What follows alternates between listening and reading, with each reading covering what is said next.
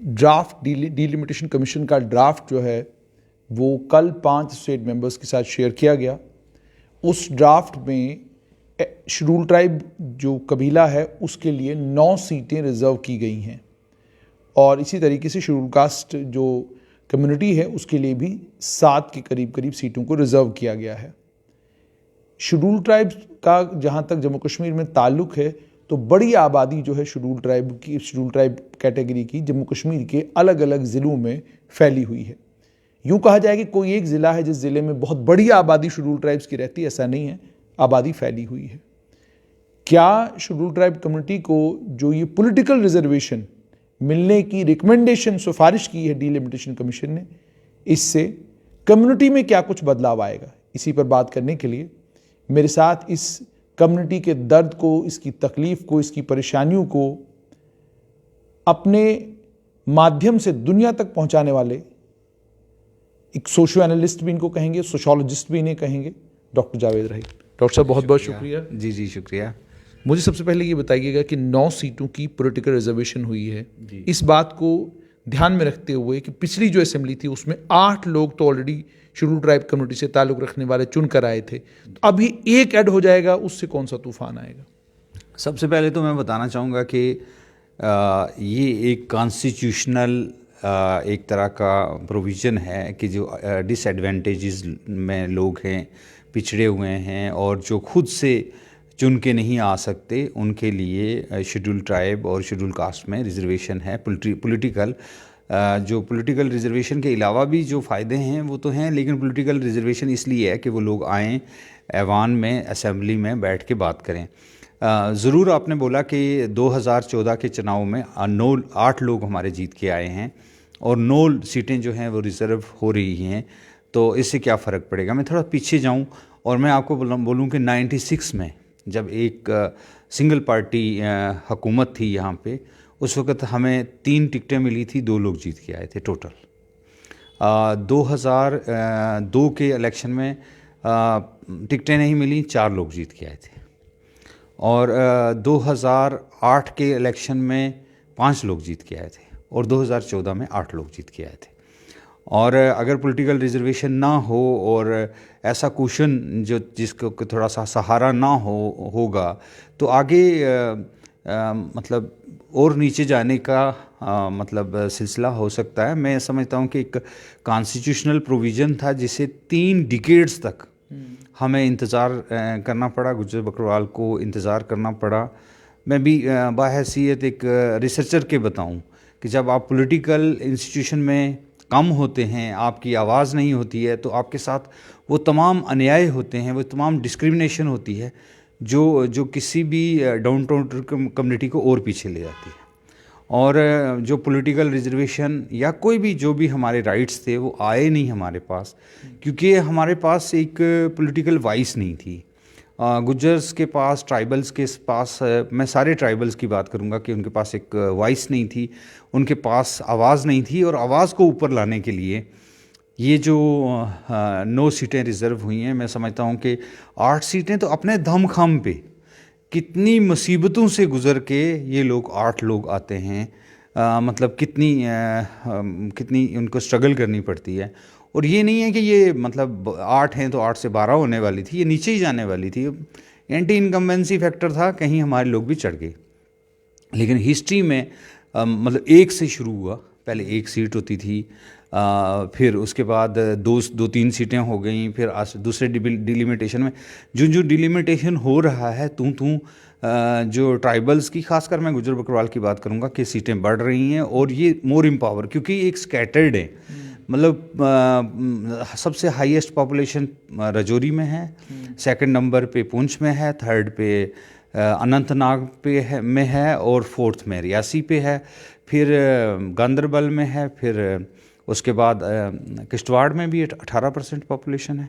लेकिन क्योंकि फैले हुए हैं, खुद से जीत के आना और जो राज दरबार के जो चीज़ें चाहिए होती हैं ना राज दरबार के लिए, कि आप अगर एक ऐसी कास्ट से हैं कि उसका कोई नामो निशान नहीं है तो भी आप ऊपर जा सकते हैं। अच्छा, मुझे ये बताइएगा कि 1991 में आपको शेड्यूल ट्राइब का दर्जा मिला गुज्जर बकरवाल को, उसके अलावा अगर 1991 से पहले की बात करें तो उससे पहले भी लगभग 8 के करीब कौमें थी जिनको शेड्यूल ट्राइब का दर्जा दिया गया था, और आपके साथ में 2 और कौमों को मिला, गद्दी सिप्पी को मिला, और ये 4 कौमें जो हैं उनको शेड्यूल ट्राइब का दर्जा मिला।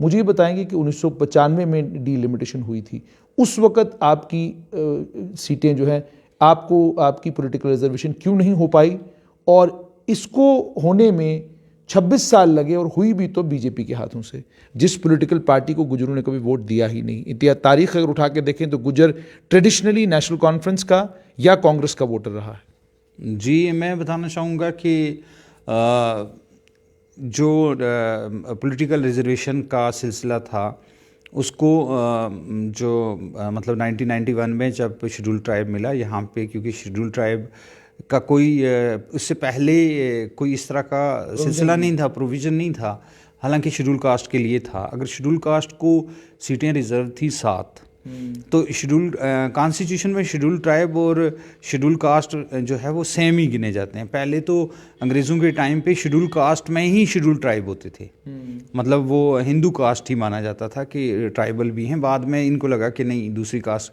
दूसरी रिलीजन के भी लोग हैं तो उनको एंटर किया। तो जम्मू कश्मीर में क्योंकि इस तरह का कोई प्रोविज़न ट्राइबल के बारे में ना कोई कमेटी बनी उसी के साथ कि भाई ट्राइबल स्टेटस मिल गया, अब हमें इनको क्या क्या देना है, ऐसा कुछ हुआ नहीं। तो इसी तरह करते करते एक हालात थे स्टेट के इतने ख़राब उस वक़्त, अर्स्टवाइल स्टेट के कि 91, 92, 93, 94, 5 उस वक़्त, तो आप हालात को इमेजिन कर सकते हैं कि कितने बुरे हालात से स्टेट। जावेद साहब, जब डीलिमिटेशन कमीशन कॉन्स्टिट्यूट किया गया, डीलिमिटेशन कमीशन ने उन्हीं हालात में कॉन्स्टिट्यूंसीज को डीलिमिट किया, लेकिन पॉलिटिकल रिजर्वेशन जो है वो शेड्यूल ट्राइब को नहीं मिली।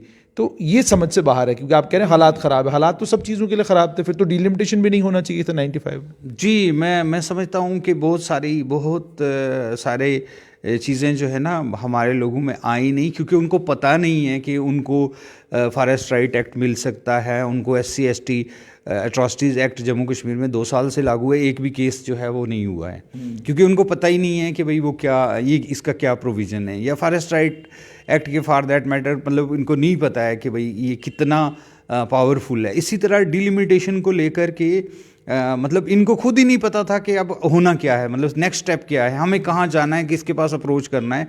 ये भी मैं आपको बोलूँ कि ये जो डिलिमिटेशन है ये फेंका हुआ आया, उधर से दिया हुआ आया, कोई स्ट्रगल, मतलब मैं कहता हूँ कि हम करते भी तो कौन सुनता है यहाँ पे।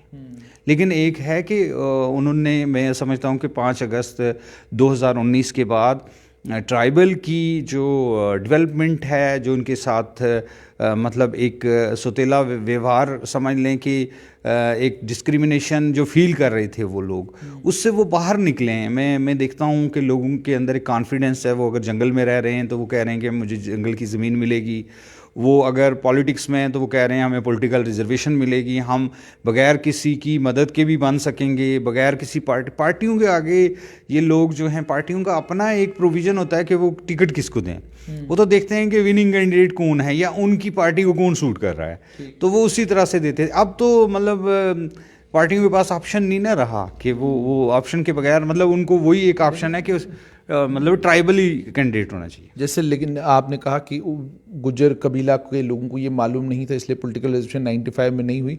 लेकिन अगर थोड़ी सी मेरी याददाश्त ठीक है तो मियाँ बशीर उस वक्त एक बड़े ताकतवर लीडर थे। मियाँ मोहम्मद, उसके बाद अगर मैं चौधरी मोहम्मद हुसैन की बात करूं, वो भी एक ताकतवर लीडर थे। चौधरी मोहम्मद असलम बड़े ताकतवर लीडर थे। अब मैं कितने गुज्जर लीडर आपको गिनवाऊं जो उस दिहाई में बड़े ताकतवर थे?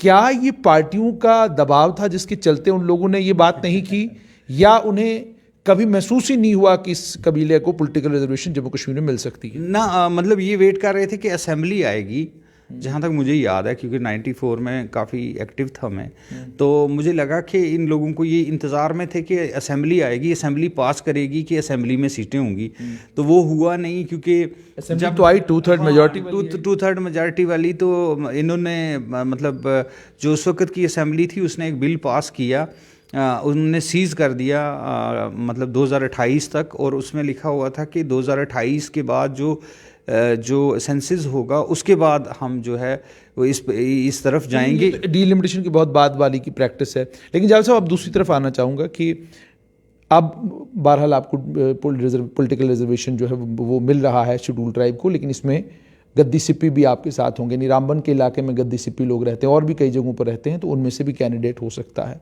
दूसरा ये है कि पहाड़ी कबीला के लोगों को भी कहा जा रहा है कि उनको भी पॉलिटिकल रिजर्वेशन जो है मिल सकता है।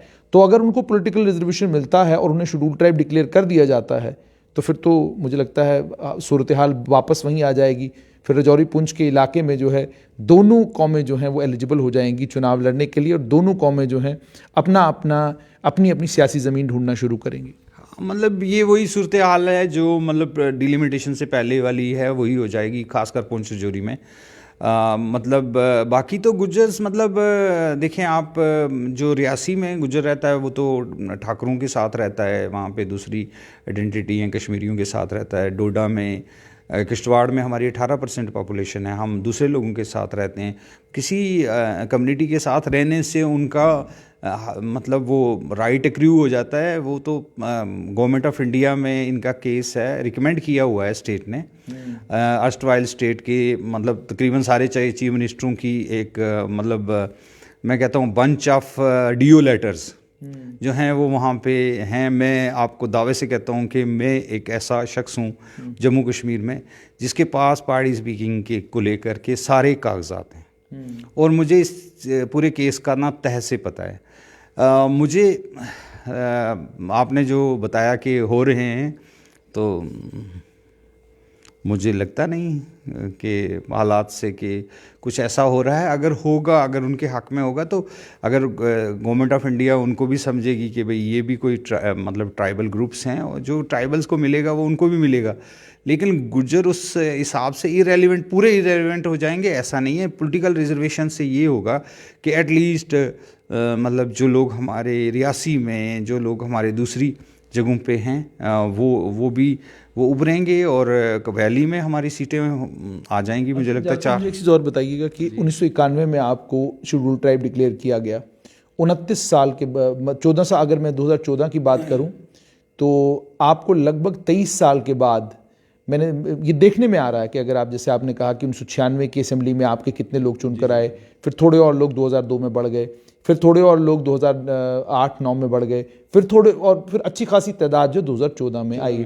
तो क्या इस बात को मानेंगे कि जैसे जैसे पढ़ाई और जैसे जैसे इल्म जो है वो गुजर बकरवाल कबीला में जाने लगा है, वैसे वैसे वो जो एक आइडेंटिटी कॉन्शियसनेस है वो बढ़ी है, और उसी आइडेंटिटी कॉन्शियसनेस का ये नतीजा है कि आज जो है गुजर बकरवाल कबीला से आपके पास 8 ताकतवर लीडर जो हैं वो हैं? जी, मतलब बहुत सारे फैक्टर्स हैं इसमें। आइडेंटिटी कॉन्शियसनेस बहुत बड़ा फैक्टर है। मैं कहता हूँ कि जूं मीडिया, जूं सोशल मीडिया ज़्यादा हो रहा है, उतना वो खुद को ढूंढ रहे हैं हम कहाँ पे हैं। कि मतलब जुनैद हाशमी साहब ने आज दिन को कितने इंटरव्यू किए और हमारे कितने थे, दूसरी पार्टी के कितने थे। मतलब लोग ऐसे बातें करते हैं ना उसके अंदर, व्हाट्सएप ग्रुप्स के अंदर। और बीबीसी ने एक तज़किरा किया था जब ये नया एक सिलसिला शुरू हुआ था, तो उन्होंने कहा कि आइडेंटिटी ख़त्म हो जाएगी। लेकिन उन्होंने 50 साल के बाद बोला कि उतनी ज़्यादा स्ट्रांगली आइडेंटिटी उभरी जिस तरह से दुनिया के अंदर बदलाव आ रहे थे 20वीं सदी में और 21वीं सदी में, वो उसका उलट है कि मतलब कास्ट को लेकर के, ट्राइब को लेकर के, अपनी आइडेंटिटी को लेकर लोगों में शनाख्त है। जहाँ तक गुजरों का ताल्लुक है, अब उन्हें थोड़ा बहुत पॉलिटिक्स के हिसाब से चलना आया है कि मतलब पॉलिटिक्स क्या मांगती है। आप देखेंगे कोई भी गुजर लीडर जो है वो एमएलए कोई अपोज नहीं करेगा कि भाई किसी को भी शेड्यूल ट्राइब दे दो, उनको वो कहते हैं हमारे वोट बैंक से हमें। कहीं से तो मैंने ये भी सुना, उन्होंने कहा कि हम तो कहते हैं कि आप पॉलिटिकल रिजर्वेशन दे ही नहीं, हमें चाहिए ही नहीं। मतलब वो भी है एक फैक्टर कि जो लोग ऑलरेडी, क्योंकि दो कम्युनिटीज़ के दरमियान एक तरह का वोट बैंक क्रिएट करना और उसको फिर आगे चलाना, मतलब यही परंपरा रही है हमारी जो ट्राइबल की सियासत है कि भाई दूसरी कम्युनिटी के अगेंस्ट हमारी कम्युनिटी का एक पावरफुल आदमी खड़ा हो जाता है और लोगों को कहते हैं कि अब मर जाएंगे अगर इसको वोट नहीं देंगे, तो वो जीत के चला जाता है। फिर वो मतलब जो पॉलिटिशियन सारे ही सियासतकार जो है अपने तरीके से चलते हैं, वो हमारे कहने से या किसी कम्युनिटी के विशेष के नुमाइंदे नहीं होते, वो सबके होते हैं और वो वहाँ जाके भी वैसे ही करते हैं। मतलब मैंने ये पिछले दिनों एक report I government of India में वर्जीनियस खाखा जो एक रिसर्चर हैं, उन्होंने कहा कि उन्होंने एक रिकॉर्ड निकाला कि पार्लियामेंट के अंदर जो ट्राइबल्स के नुमाइंदे गए हैं एमपीज़ चुन के, तो उन्होंने कितनी बार बात की है ट्राइबल की, और बड़ा रेयर हुआ है कि किसी ट्राइबल ने जो चुन के गया है वहाँ पे ट्राइबल की बात की हो। वो जनरल डिस्कशन में भी नहीं जाते, मतलब वो को अवॉइड करते हैं कि क्या करना है, या मतलब वो चुन के चले गए, वहाँ कोई ऐसी बात नहीं इतनी ज़्यादा जितना आपका वहाँ पे होना चाहिए। इसी तरह ये लोग जो चुन के आएंगे, जैसे शेड्यूल कास्ट पहले चुन के जाते थे 7 लोग और 9 लोग और जाएंगे, तो ये नहीं है हमारा, ये है कि गुजरों को इतना मतलब मैं आपको बोलूँ स्टिग्मा में रहे कि वो अपना कोई हीरो देखने के लिए जाते थे। मसूद चौधरी साहब जब डीएसपी लगे तो दुनिया उनको देखने जाती थी कि गुजरों का डीएसपी कैसा होता है। जब शाहिद इकबाल साहब आईएएस बने तो बहुत सारे लोग सिर्फ ये देखने और मिलने जाते हैं कि मतलब हमारा आईएएस ऐसा होता है। और वो उन्होंने जब किसी को मिनिस्टर देखा, मैं असलम साहब का जानता हूँ, असलम साहब के बारे में वहाँ के गुजर कहते थे कि ये कुर्सी पे बैठा हुआ बहुत सोना लगा है, मतलब वो हमें कुछ दे ना दे लेकिन कुर्सी पे बैठा हुआ गुजर कुर्सी पे बैठा हुआ है।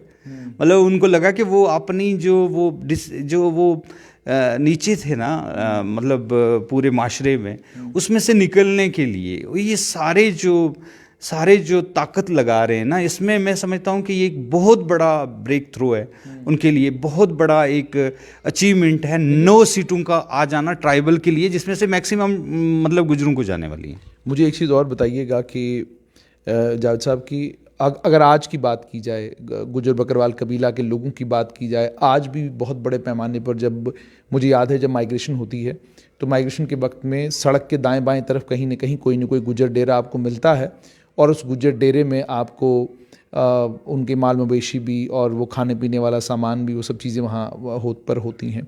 तो जानना चाहूँगा कि कितना % आज भी गुजर बकरवाल जो है अनपढ़ है, कितना % आज भी गुजर बकरवाल जो है पसमानदा है, और कितने % गुजर बकरवाल आज भी ऐसे हैं जिनके सर पे आज भी पक्की छत नहीं है, कच्ची छत है, और जिस कच्ची छत को भी फॉरेस्ट के डिपार्टमेंट के लोग आकर तोड़ के चले जाते हैं। जी, मैं बताऊंगा कि जो ट्राइबल अफेयर डिपार्टमेंट का एक सर्वे वो करवाते हैं, मतलब सेंसस के साथ साथ, तो उसमें उन्होंने बोला कि 84% लोगों को घर में पानी नहीं है। जो ट्राइबल हैं, मतलब जैसे वो दूर दूर रहते हैं, उनके घर के अंदर नल नहीं है। इसी तरह उन्होंने बोला कि 37% लोग ऐसे हैं मतलब रूरल एरिया में जो नीचे रहते हैं, जिनके घर में बिजली अभी पहुंची नहीं है। मतलब ये ट्राइबल अफेयर्स का मैं बता रहा हूँ, उनकी जो सेंसस के हिसाब से। उसी तरह इन्होंने बोला कि डेवलपमेंट के एतबार से देखिए पैसा आ जाता है, पैसा जो है ना वो इंफ्रास्ट्रक्चर के डेवलपमेंट में ज़्यादा चला जाता है वाइल है। और दूसरा जो आपने लिटरेसी की बात की, 42% गुजर्स में लिटरेसी बताई गई है 2011 में, और 32% बकरवाल्स में बताया टुगेदर मतलब ये सबसे डाउन है। और 16 डिस्ट्रिक्ट आउट ऑफ 20 बताए गए हैं J&K में, जहाँ पे औरतों की जो मतलब लिटरेसी है वो 30% से नीचे है। ये ट्राइबल अफेयर डिपार्टमेंट के डाटे के हिसाब से है। तो ऐसे में जो एक तो लिटरेसी में बहुत लो हैं, एक दूसरा ये कि मतलब जो लाइफ स्टाइल है, लाइवलीहुड है, वो टोटल जंगल के ऊपर, मतलब जाना जंगल में, आना वापस, तो इधर भी जंगल में रहना। माल है, माल की मजबूरी की आप 15 मार्च के बाद किसी बकरवाल को कहो यहाँ ठहर जाए, वो नहीं ठहरेगा क्योंकि उसकी भेड़ें मर जाएंगी। तो ऊपर चला जाएगा तो जो ही सर्दी होने लगेगी नीचे आ जाएगा। तो यही करते करते इनकी पूरी ज़िंदगी गुजर गई। अब जो सरकारें हैं वो पूरे इंडिया में या पूरी दुनिया में ये चाहती हैं कि ये बैठ जाएं और हम इनको तालीम दे दें। हम ये कहते हैं कि आप उनको चलते रहने दें और उनको तालीम साथ चलाएं, उनका एजुकेशन साथ चलाएं, उनके साथ हेल्थ चलाएं, उनके साथ बाकी डिपार्टमेंटों को मूव करें। मतलब कि ये कह रहे हैं कि आप वो जो उनका कल्चर है उस कल्चर ना ख़त्म हो, ये कल्चर वहीं से डेवलप हो। वही सलवार कमीज़, वही लुंगी अच्छी पहने, वो शूज़ अच्छे पहने, वो उनके घोड़े अच्छे हों, उनके टेंट अच्छे हों, उनके बच्चे पड़े हुए हों, वो इस इकानमी को लेकर चलें, इस ट्रेडिशन को अलाइव रखें। हम इस चक्कर में, हम इस बात के लिए मतलब बोलते हैं इनको कि हमारा कल्चर मार के अगर आपने हमें पढ़ाना है तो फिर इससे मतलब एक पूरे कल्चर की डेथ है कि मतलब आप उनको बोलेंगे नहीं आप बैठ जाइए। हम आपको दे देंगे, आप बैठ के पढ़िए। जाल साहब मुझे बताइएगा, क्या आपके घर में भी अभी गुड़ का इस्तेमाल होता है, घी का इस्तेमाल होता है? सब कुछ। मैं ट्रेडिशनली मतलब 100% गुज्जर हूँ, पूरा मतलब जिस तरह तन मन धन से, तन मन धन हर चीज़ से। मैं क्योंकि मैं एक मतलब मेरे वालिद साहब जो हैं वो रेवेन्यू में थे, और मुझे एक मतलब ओकेजन मिला कि मैंने पढ़ लिया या मैंने थोड़ा आगे आ गया।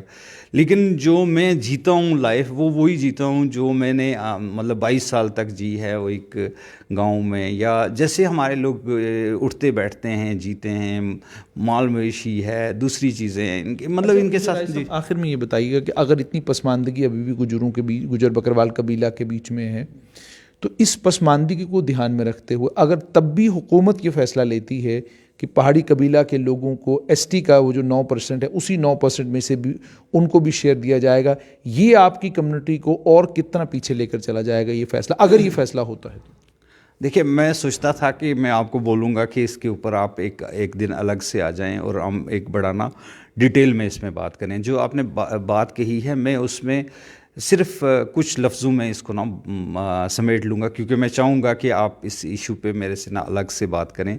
मैं एक एक कागज़ आपको दिखाऊँ कि किस कागज़ में क्या लिखा हुआ है और कैसे चीज़ों को हवा दी जा रही है, जो कि एक्चुअल में ज़मीन पे कुछ और चीज़ें हैं। मैं बताना चाहूँगा कि बेसिक गुजरों को क्या तशवीश है, जो कंसर्न्स हैं उनके, वो ये हैं।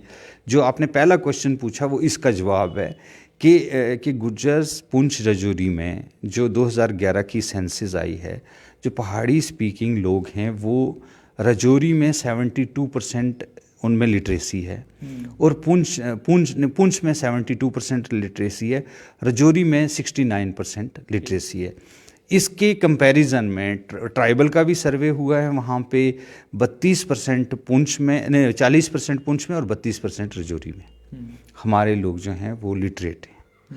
अच्छा, उसमें ये हो जाता है कि अगर दूसरा ग्रुप भी मान लो ट्राइबल में आ जाता है और हमारी रिजर्वेशन से 20% हो जाती है, टुगेदर मतलब 20% हो जाती है, तो क्योंकि लिटरेसी में बहुत नीचे हैं। अच्छा, लोकेशनली थोड़ा डिसएडवांटेज है कि भाई कुछ लोग नीचे रहते हैं, जितने भी मतलब ये नहीं है कि पहाड़ी स्पीकिंग सारे ही सिटीज़ में रहते हैं, मतलब लेकिन अच्छी जगहों पे रहते हैं, मतलब जहाँ से अप्रोचेबल हैं, या मतलब थोड़ा वोकल ज़्यादा हैं, वो ज़्यादा असर्टिव हैं, वो ज़्यादा मतलब उनकी जो ज़िंदगी है वो अलो करती है उनको कि मतलब वो पढ़ें और वो अच्छे तरीके से मुकाबले में आ जाएं और सारा कुछ। हमारे लोग उसी के विपरीत, उसके उलट मतलब एजुकेशनली बैकवर्ड हैं बहुत ज़्यादा। अच्छा, फाइनेंशियली बहुत ज़्यादा बैकवर्ड हैं, मतलब कि अगर कोई पढ़ भी गया तो वो बहुत ही गुर्बत में पढ़ा। और उसके बाद आप देखें कि पुंछ में 2 ही बंदे नौकरी में थे एक टाइम में, जबकि इनके चीफ जस्टिस थे, मतलब बाऊ फैज़ अहमद साहब, मेरे वालिद साहब, मसूद साहब के वालिद साहब, मेरे वालिद साहब वो टीचर थे, और ये इधर डीसी ऑफिस में लगे। हमारे घर में सुबह भीड़ होती थी गुजरों की कि उनको लगता था हमारा एक बंदा डीसी ऑफिस में। और तालिब साहब, जो तालिब साहब जीत के आए हैं, चौधरी तालिब साहब, इनके वालिद साहब अदालत में मतलब ऑर्डरली थे, और वो लगते थे, उनको लगता था हम इतने एम्पावर हैं कि हमारी अप्रोच है अदालत तक, हम पहुंच सकते हैं, हमारा वहाँ पे बंदा है। तो वो लोग जो मतलब एक पहले उठ गए, जिनके बैरिस्टर था मेरे गांव का एक दुल्ली था, वो राजपूत थे, वो बैरिस्टर थे। ये जो मुर्जा खान साहब हैं, ये कनाडा से पढ़े हुए हैं। इनके दादाजी जो हैं जैलदार थे ना वहाँ के, बहुत बड़े, और हज़ारों कनालें ज़मीनें। तो वो नहीं है मतलब कि अगर कोई दूसरा कबीला आएगा और वो डिज़र्व करता है, सरकार उसको देगी, उसमें कुछ नहीं, मैं पूरा सिस्टम हिल जाएगा कि 50% रिजर्वेशन, 50% लिटरेसी है जम्मू कश्मीर में ट्राइबल में। इंडिया में जो लिटरेसी है वो 59% है ट्राइबल में। इन जो पुंछ रजौरी के अंदर है वो 70% से ऊपर है। वो जब एक ग्रुप में आ जाएंगे ट्राइबल के अंदर, मतलब वो जिस वक्त 20% हो गया और वो भी आ गए 70% वाले, तो वो ऊपर आ गए ना, उन्होंने सारा फिर मतलब उन्होंने हर एक चीज़ में ज़्यादा शेयर खा जाना है। और ये जो इनको लगता है कि हम एल्बो आउट हो जाएंगे, गुजर्स को ये लगता है कि ज़्यादा पढ़े लिखे लोग, ज़्यादा रिसोर्सफुल लोग, ज़्यादा वोकल मतलब हमारे लोगों में वोकल होना बड़ा, मतलब उनको लगता है जावेद राही कैसे बोल लेता है, कि वो कहेंगे यार क्या हमने क्या बोलना है वो। जबकि दूसरे लोग जो दूसरी कम्युनिटीज़ के लोग हैं वो काफ़ी वोकल हैं वहाँ पे। हम देखते हैं मस्जिद कमेटी है ना, मतलब अगर 100 लोग, 100 में से 80 लोग जो हैं वो वहाँ पे ट्राइबल होंगे, गुजर होंगे, तो मस्जिद कमेटी में जो मैनेजमेंट में होंगे वो दूसरे लोग होंगे, क्योंकि वो वहाँ मैनेज करते हैं। अच्छा, फिर वो क्या है जी कि गुजरों का वोट है 2000 और वहाँ दूसरे लोग भी हैं, तो वो उनको उनकी जगह खटपैंची कर रहे होते हैं कि चौधरी साहब तू आ जाई, कल आ जाई, मैं देख लांगा वो। तो ये मतलब ये नहीं है कि, मतलब मैं एक बेस की बात कर रहा हूँ, हम किसी कम्युनिटी के ख़िलाफ़ नहीं है कि उनको अगर मिलेगा, लेकिन क्योंकि यहाँ पे लिटरेसी रेट में काफ़ी नीचे हैं गुजर बकरवाल, गद्दी सिपी, गुजर बकरवाल, शीना, सारे 5 के 5 ट्राइब बहुत नीचे हैं। तो कंपैरिजन में ये काफ़ी ऊपर हैं, क्योंकि सेंसस 2011 का सर्वे देख लें, मतलब मेरे कहने पे मत जाएं, तो जो ही ये लोग इसमें आ जाएंगे। और दूसरा ये कि एक शनाख्त होती है ट्राइबल की, कि उनका एक रेवेन्यू रिकॉर्ड होता है। जब भी कहते हैं जवाबंदी दे दो, जवाबंदी में लिखा हुआ है जावेद राही वल्द नूर मोहम्मद कौम गुज्जर खटाना, तो मेरा हो गया जी कि गुज्जर खटाना, गुज्जर ट्राइब लिखा हुआ है, तो गुज्जर लफ्ज़ वहाँ से ड्रा करते हैं, ट्राइबल सर्टिफिकेट देते हैं। लैंग्वेज का ये है कि लैंग्वेज किसी भी रेवेन्यू रिकॉर्ड में दर्ज नहीं, और लैंग्वेज एक एक्वायर्ड स्किल है, मतलब जिसको एक्वायर किया जा सकता है। आप भी कल पहाड़ी सीख सकते हैं, मतलब मैं समझता हूँ कि जिनके बच्चे कल पहाड़ी नहीं बोलते उनको कैसे सर्टिफिकेट मिलेगा, तो मतलब एक्वायर्ड स्किल है ना। मोर ओवर अगर आप मेरे पास किसी दिन बैठेंगे, मैं बताऊँगा कि जो जीत लाल गुप्ता था, जिसके कहने पे 4% मिला हुआ, उन्होंने क्या लिखा हुआ है उसमें अपनी रिपोर्ट में, कि ये ऑलरेडी इतना ले रहे हैं और अगर कोई रह जाता है तो उसको इतना दे दे, 3% दे दे। अच्छा। और वो उन्होंने भी बोला एरिया में दे दें, ALC में, मतलब एरिया स्पेसिफिक कर, एरिया स्पेसिफिक। जो रिकमेंडेशन ऑफ कमीशन है, बैकवर्ड क्लासेस कमीशन की जो रिकमेंडेशन है वो कुछ और है। फिर नोटिफिकेशन निकलना था इनका, तो काफ़ी टाइम लॉ डिपार्टमेंट का कागज़ है मेरे पास, उस पर लिखा हुआ है कि हम आइडेंटिफाई कैसे करेंगे इसको। ये तो बड़ा मसला था, बड़ा क्राइसिस। उसने लिखा है नोट में कि आइडेंटिफिकेशन। फिर जब आइडेंटिफिकेशन हुई तो अब राजीव चुन्नी भी कहते हैं पाकिस्तान के कब्जे वाले जम्मू कश्मीर से हैं, वो कहते हैं जी मैं भी पहले तो उसी तरफ पुंछ में रहता था, तो अब आज आप मुझे कहते हैं कि आप नहीं हैं। जी।